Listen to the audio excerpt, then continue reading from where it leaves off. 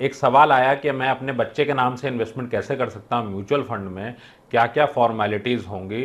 तो सोचा कि इस पे वीडियो बनाई जाए, तो डिटेल में डिस्कस करूँगा कि आप किस तरीके से अपने बच्चे के नाम से इसको करेंगे, क्या क्या फॉर्मेलिटीज़ होती हैं और किस तरीके के फंड्स में इसमें आपको जाना चाहिए ताकि आपको स्विचिंग की प्रॉब्लम कम से कम हो, क्योंकि टैक्सेशन आएगा। सो अंत तक बने रहिएगा वीडियो में। छोटी सी वीडियो होने वाली है बट बहुत ही ज़्यादा काम की है। और वीडियो पसंद आए तो लाइक कर दीजिएगा, चैनल को सब्सक्राइब कर दीजिएगा। और अपना एडवाइज़र बनने के लिए बच्चे की एसआईपी कितनी करनी है, आपकी एसआईपी कितनी करनी है, इसके लिए फाइनेंशियल प्लानिंग पढ़े बिना अमाउंट डिसाइड ना कर पाएंगे। सो ट्यूसडे टू थर्सडे हमारी लाइव सेशन चलती है, वर्कशॉप है जो कि 7:30 बजे से होती है। और इसमें आप बहुत कुछ सीखते हैं। आप पिछले 15 सालों में आप जो चीज़ें नहीं सीख पाए होंगे वो सब इस क्लास में आप सीखते हैं। और ये सेशन होता है सिर्फ और सिर्फ 299 में। अगर आपके पास टाइम कम है तो you can take the recorded session, जिसमें साथ में मिलती है मेरी ई बुक। और रिकॉर्डेड सेशन आपको मिलता है 499 में। Links are in the description. So हम जब बात करते हैं बच्चे के लिए म्यूचुअल फंड करने की, तो यहाँ पे आप कोई भी स्कीम लें। तो मैं स्कीम पे भी आऊँगा कि किस तरीके की स्कीम इसमें होनी चाहिए। So any child who is minor, so 18 years से नीचे के अगर हैं, सो उनके नाम से, बेटा हो बेटी हो, आप उनके नाम से इसको कर सकते हैं। आपको ज़रूरत होती है सिर्फ अपने पैन नंबर की। सो आप इसको अंडर गार्जियनशिप में इसको कर सकते हैं, अपने या अपनी वाइफ के। सो एक पैन नंबर मैंडेटरी है। सो आपकी वाइफ का पैन नंबर है तो वो या आप दोनों में से कोई भी इसमें कर सकते हैं। सो होता क्या है, आप सबसे पहले बच्चे का एक बैंक अकाउंट ओपन करते हैं, जो कि आप याद रखें, ये एकदम प्रैक्टिकल बात आपको बोल रहा हूँ। आप किसी भी नेशनलाइज्ड बैंक में जाएंगे तो वो माइनर का जब अकाउंट खुलता है तो बैंक अकाउंट भी अंडर गार्जियनशिप खुलता है आपका। और इसमें नेशनलाइज्ड बैंक वाले आपको चेकबुक नहीं देते। तो अगर चेकबुक नहीं है तो आप इन्वेस्ट नहीं कर सकते बच्चे के लिए।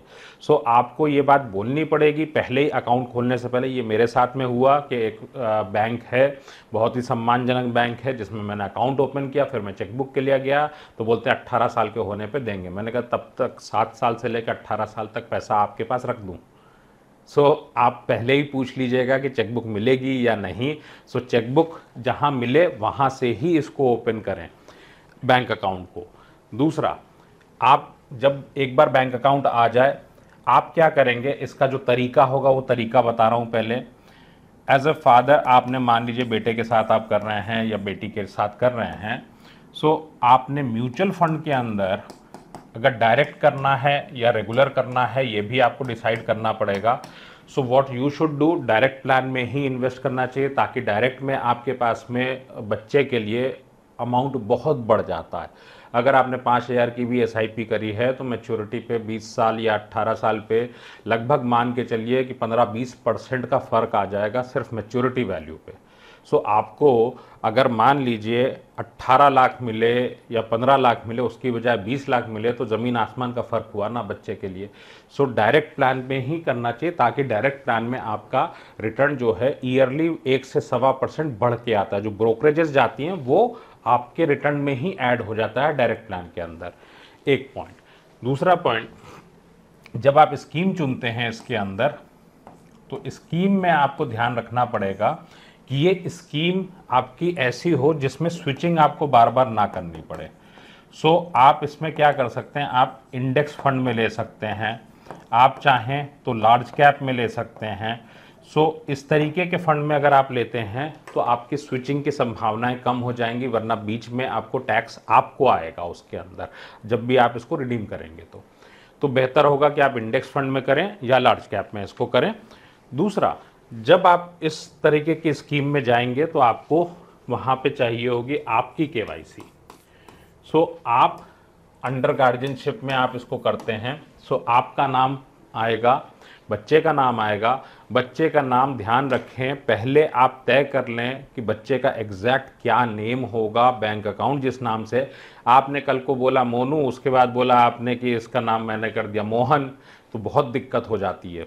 सो ऐसे हम लोगों ने बहुत सारे केसेस देखे हैं। सो याद रखें, जो नाम फाइनल हो उसके साथ ही इसको करें। दूसरी बात, जब आप इसको ओपन करेंगे तो बच्चे के एक ईमेल आईडी अलग बना लीजिए इन्वेस्टमेंट्स की, उस ईमेल आईडी से ही इसको ऑपरेट करिए, क्योंकि आज की डेट में ईमेल आईडी और फ़ोन नंबर के लिए भी बड़ी दिक्कतें होती हैं। सो ये आपके लिए बेहतर होगा कि आप ईमेल आईडी सेपरेटली बना लें। सो हमने अपने बच्चों के लिए भी अलग से बनाई हुई हैं ईमेल आईडीज़। देन इसमें पैन नंबर आपका लगेगा म्यूचुअल फंड में, और बैंक अकाउंट लगेगा आपके बच्चे का। बैंक अकाउंट जो होगा वो चाइल्ड का लगेगा। सो यहाँ पे आप चेक देंगे और उस चेक से आप इन्वेस्टमेंट कर सकते हैं किसी भी स्कीम में।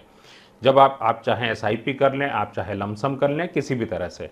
बट जब आपका बच्चा माइनर से मेजर हो जाएगा, जिस भी ईयर में 18 ईयर्स का होगा, उस टाइम पे आप क्या करेंगे, आप उस वक्त बच्चे को इंट्रोड्यूस करेंगे बैंक में।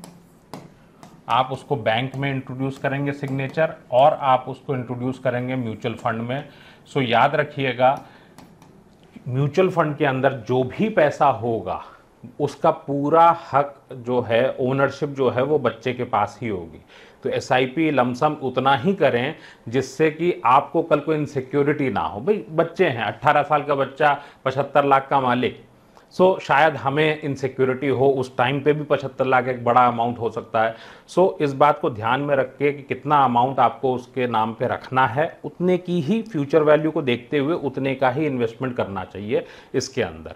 सो ये कुछ एक पॉइंट्स थे जो आपको ध्यान में रखने चाहिए। ग्रोथ ऑप्शन ही लीजिएगा आप, और इक्विटी में ही लीजिए ग्रोथ ऑप्शन। अगर इक्विटी में आपके पास 5 साल है मिनिमम, तो इक्विटी ही लीजिए और साथ में ग्रोथ ऑप्शन लीजिए, और डायरेक्ट प्लान में इन्वेस्ट करिए ताकि पैसा आपका है, बच्चे के काम पे आ सके। और आपको अगर लगता है कि अमाउंट वगैरह डिसाइड करने के लिए आपको पढ़ने की ज़रूरत है, तो डेफिनेटली आपको पढ़ने की ज़रूरत है। क्यों? क्योंकि उसके लिए आप जो भी एजुकेशन का पैसा चाह रहे हैं, जो पैसा आप एजुकेशन का चाह रहे हैं, आज अगर 10 लाख की फीस है तो इसकी वैल्यू आने वाले समय में 20 लाख या 30 लाख होगी। तो आपको जो भी एसआईपी करने की ज़रूरत है उसके अकॉर्डिंग ही करनी चाहिए, goal based. Links are in the description. Start your study now. I invite you for my live session, that is money IQ class. ये ट्यूसडे से थर्सडे लाइव चलता है, और इसमें हम कवर करते हैं Day 1 5 mistakes that stop you from becoming rich even after saving for whole life। आप अगर 15-20 साल बिता चुके हैं तो पावर ऑफ कंपाउंडिंग का नुकसान तो ले चुके हैं। सो आगे जो समय बचा है उसी में काम कर लिया जाए, सही दिशा में कर लिया जाए, क्योंकि जो इन्वेस्टमेंट आप आज करेंगे उसी पे सबसे ज़्यादा रिटर्न मिलने वाला है आपको, क्योंकि उसी पे सबसे ज़्यादा कंपाउंडिंग होगी। Unknown mystery of financial independence in 5 to 7 years, ये Day 1 हम कवर करते हैं। How wealthy people create alternate sources to pay bills for their luxury, ये हम लोग कवर करते हैं फर्स्ट डे में। Day 2 we discuss the real cases. So हम 7:30 बजे शुरू करते हैं, लगभग 10 बजे तक क्लास चलती है। सो 5 रियल केसेस आपके साथ डिस्कस करेंगे। Dos and don'ts to fulfil your responsibilities, how middle class families can create alternate income like rich, कम पैसे के साथ भी ये पॉसिबल होती है।